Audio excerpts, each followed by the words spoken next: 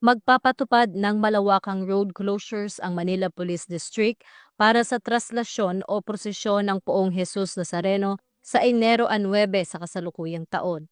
Ayon sa MPD Traffic Advisory, magsisimula ang pagsasara ng mga kalsada bandang alas 9 ng gabi ng Enero 8 at mananatili hanggang matapos ang aktibidad. Kabilang sa mga isasarang kalsada ang Bonifacio Drive, northbound at southbound, Katigbak Drive, South Drive, Independence Road, P. Burgos Avenue, Finance Road, Maria Orosa, Taft Avenue, Romualdez Street, Ayala Boulevard, Carlos Palanca P. Casa Legarda, Quezon Boulevard at Lerma. Isasara rin ang MacArthur Bridge at Jones Bridge.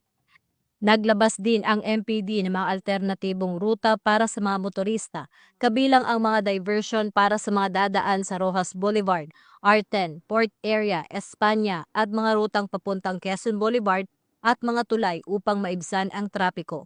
Paalala ng mga otoridad, asahan ang mahigpit na pagpapatupad at posible pang magkaroon ng dagdag at pansamantalang road closures habang papalapit ang traslasyon. Pinapayuhan ng publiko na magplano ng biyahe ng mas maaga at dumaan sa itinakdang alternatibong ruta.